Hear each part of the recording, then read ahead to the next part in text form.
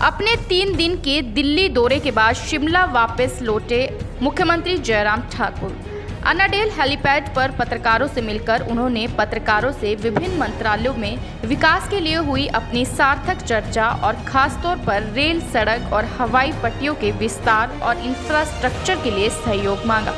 उन्होंने 18 से 44 वर्ष के वर्ग के लिए वैक्सीन और 25% निजी अस्पतालों को सीमित कीमत पर वैक्सीन देने का भी स्वागत किया। उन्होंने कहा, इसका बड़ा लाभ हिमाचल को आर्थिक और टीकाकरण में तेजी को लेकर मिलेगा। इंडियन मिरर टुडे के लिए शिमला से विशाल की रिपोर्ट। ऐलान का अभिनंदन करता हूं, स्वागत करता हूं। बहुत अच्छा एक निर्णय। मुझे लगता है कि जो विपक्ष के लोग बहुत शोर डाल रहे थे वैक्सीन के इश्यू को लेकर के और उन तमाम बातों को लेकर के, एक जवाब जो है मजबूती के साथ जो दिया है, वो एक बहुत बड़ा एक संदेश उन लोगों के लिए है कि तुम सिर्फ राजनीति करते रहे इस कोविड के संकट में, कोविड के नाम पर, और प्रधानमंत्री जी ने इस संकट में लोगों को किस तरह की राहत दी है, इस बात को लेकर के सोचने की आवश्यकता है। वैक्सीन फ्री 18 से ऊपर के आयु के लिए ये निर्णय लिया और 25% जो है वो प्राइवेट हॉस्पिटल में देने के लिए भी उन्होंने निर्धारित कर दिया, लेकिन उसमें सर्विस चार्जेस भी तय कर दिया कि 150 रुपए से ज़्यादा, 150 रुपए से ज़्यादा सर्विस चार्जेस उसमें नहीं लिए जाएंगे। प्रधानमंत्री गरीब कल्याण योजना के अंतर्गत 80 करोड़ लोगों को राशन जो है दिवाली तक दिया जाएगा, नवंबर के महीने तक दिया जाएगा। ये छोटे विषय हैं क्या?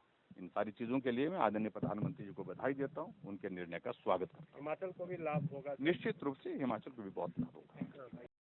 किस तरह की बैठक एंड बातचीत हुई है? जिस तरह से बताया गया कि एमएलएज एंड मिनिस्टर्स के रिपोर्ट कार्ड भी सौंपे गए हैं, तो स्वाभाविक रूप से हम चुनाव के करीब पहुंचने वाले हैं, उस दिशा में नजदीक आते जा रहे हैं। चुनाव तैयारी करने की बातचीत हुई है और विधायक मंत्री अच्छा काम करें, मेहनत करें अपने विधानसभा क्षेत्र में, ताकि उनकी जीत सुनिश्चित हो सके।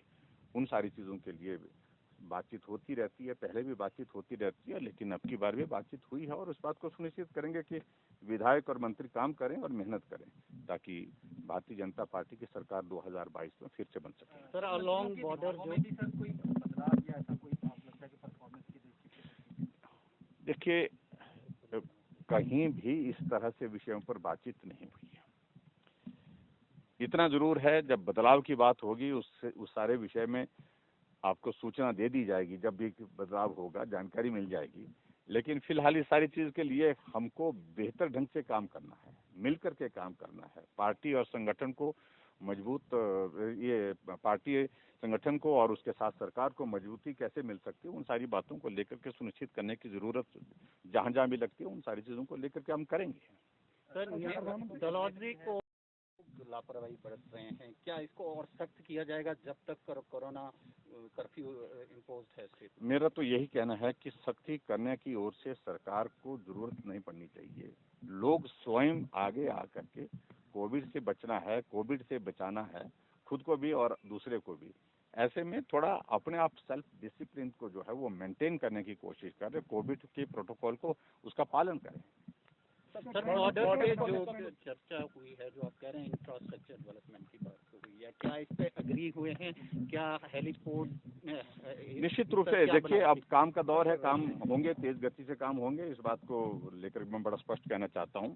और जो खास तौर से कुछ जगह सोशल मीडिया में चंडू खाने की खबरें ऐसी चलती, ये होने वाला, उनको मैं साफ कर रहा हूँ। मैं यहाँ हूँ, 2022 में भी यही हूँ।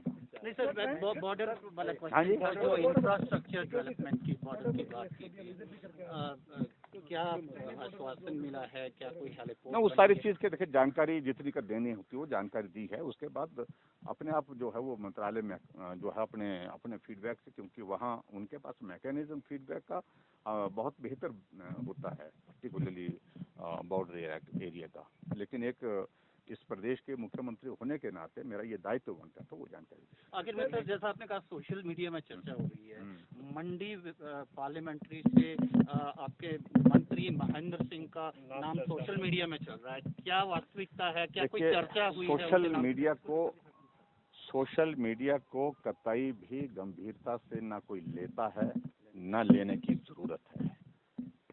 पार्टी निर्णय करेगी किसको चुनाव लड़ाना है, और पार्टी चुनाव लड़ाने के लिए जिस व्यक्ति के लिए निर्णय करेगी उस पर एक चिंतन होता है, मंथन होता है, फीडबैक लिया जाता है। उसके बाद पार्टी की एक लंबी कंसल्टेशन के बाद जो है पार्टी का नेतृत्व निर्णय करता है।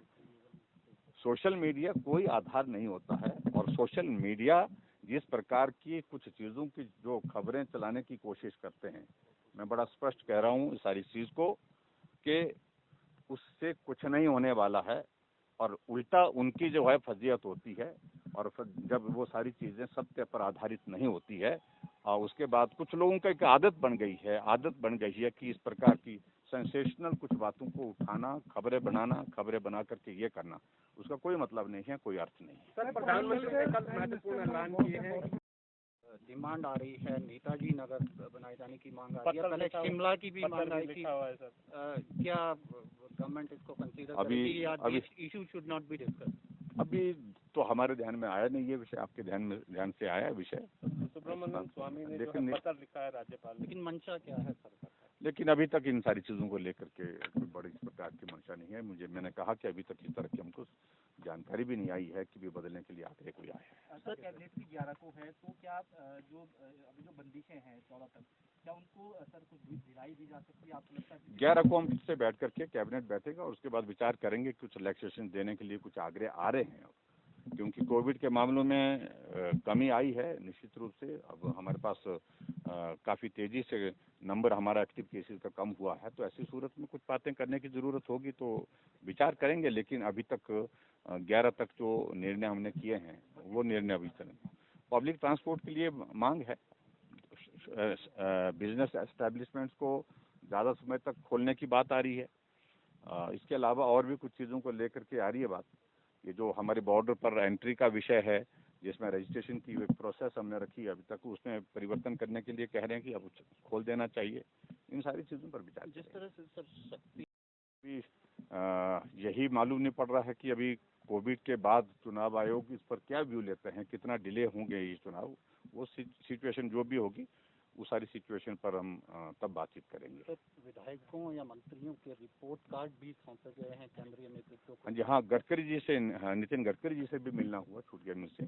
तो नितिन गडकरी जी से भी विस्तार से जो हमारी सड़कों के संबंध में बातचीत हुई है, और जो नेशनल हाईवे थे उसके लिए भी हमने फॉलोअप करने के लिए अपनी बात कही है कि भी ये सुनिश्चित करें जिस तरह से भी मदद हो सकती है। उन्हें सारी चीज़ों को लेकर के जो हमारे अभी प्रोजेक्ट्स चल रहे हैं 4 लेन के और नेशनल हाईवे के, उनको गियर अप करने के लिए आदेश दिए हैं विभाग के अधिकारियों को।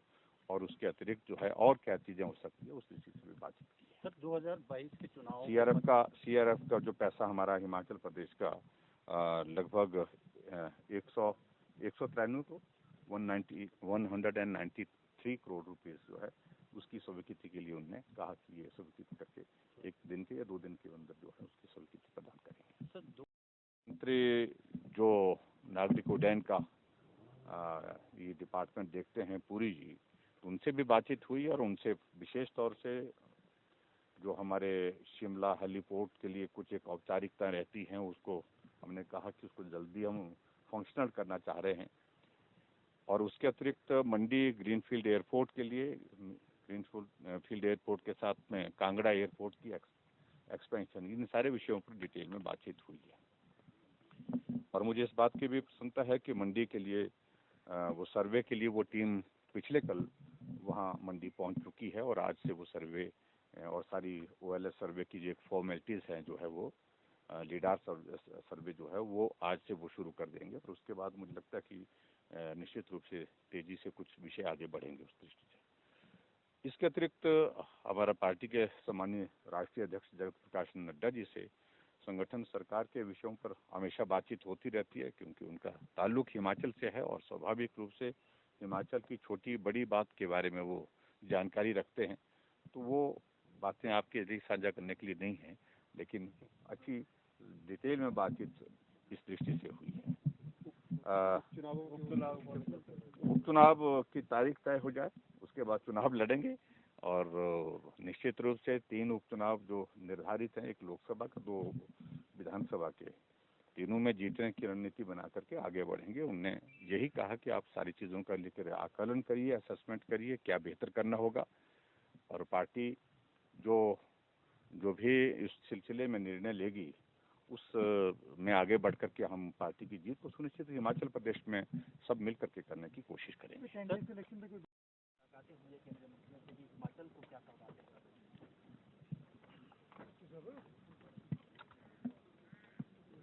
कोविड के इस सेकंड फेज के इस दौर के बाद दिल्ली काफ़ी अरसे के बाद जाना हुआ, और स्वाभाविक रूप से दिल्ली में हमारे हिमाचल प्रदेश के जो मेजर प्रोजेक्ट्स जिसका फॉलोअप करने की ज़रूरत थी, उस सिलसिले में केंद्र में विभिन्न विभागों के मंत्रियों से मिला हूँ और विस्तार से बातचीत हुई है, और मुझे इस बात की प्रसन्नता है कि बहुत संतोषजनक बातचीत हुई है। और उसके साथ मैं कह सकता हूँ कि एक तो हमारा जीएसटी कंपनसेशन का जो पैसा था वो पेंडिंग था, लगभग 280 करोड़। उसके सिलसिले में हमने बात की वित्त मंत्री जी से, और उनने सहर्ष इसको स्वीकार किया और कहा कि बहुत जल्दी वो पहुंच जाएगा। शायद मुझे लगता है कि 1 दिन या 2 दिन के अंदर वो पैसा हमको रिलीज हो जाएगा। एक बड़ा अमाउंट वो हमारा हिमाचल की दृष्टि से उस तरह से था। केंद्रीय गृह मंत्री जी से मिलना हुआ। केंद्रीय गृह मंत्री जी से हमने जो हमारे विभिन्न विभागों के कुछ इश्यूज थे उन पर हमने चर्चा की है, बातचीत की है, और हिमाचल के साथ साथ हमारा जो सीमा वाला विषय है उस सिलसिले में भी उनसे बातचीत हुई है। केंद्रीय रक्षा मंत्री जी से भी बात हुई है, और केंद्रीय रक्षा मंत्री जी से जो बातचीत हुई है उसमें बॉर्डर के इश्यूज को लेकर के थोड़ा रोड्स के लिए ज़्यादा फंड्स मिले, हमारे लिए बीआरओ को ज़्यादा फंड्स दे करके वहाँ पर मदद हो, उस दृष्टि से हिमाचल के लिए, और उसके बाद सीमा से जुड़े हुए विषय भी उनसे भी चर्चा हुए हैं। एक हमने ज़रूर बात कही है कि अगर संभव हो सके तो जो वॉकर हॉस्पिटल है, ये वॉकर हॉस्पिटल अगर हिमाचल प्रदेश सरकार को देने का कुछ निर्णय हो जाए तो हमारा हिमाचल प्रदेश का जो मेडिकल कॉलेज आईजीएमसी है उसके साथ वॉकिंग डिस्टेंस पे है ये, और उसका एक लाभ रहेगा। उस दृष्टि से भी एक आग्रह किया है उनके सामने, अपना प्रस्ताव रखा उनके सामने। उसके अतिरिक्त केंद्रीय पेट्रोलियम मिनिस्टर से भी बातचीत हुई है। उनसे हमने आग्रह किया कि हमको ऑक्सीजन के डी टाइप और बी टाइप सिलेंडर जो उनने उपलब्ध करवाए भी हमको बड़ी संख्या में, हमने कहा हमारी स्टोरेज कैपेसिटी हम आने वाले समय के लिए बढ़ाना चाह रहे हैं, उस दृष्टि से वो हमको उसमें सहयोग करें। तो उन्होंने कहा है कि हम लगभग 1000 D type cylinder Himachal Pradesh को उपलब्ध करवाएंगे ताकि हम ऑक्सीजन की स्टोरेज के लिए जो है वो बेहतर ढंग से काम कर सके। और इसके अतिरिक्त और भी विषयों पर उनसे बातचीत हुई है। पंजाब, हरियाणा, हिमाचल की खबरों को जानने के लिए चैनल को सब्सक्राइब जरूर करें।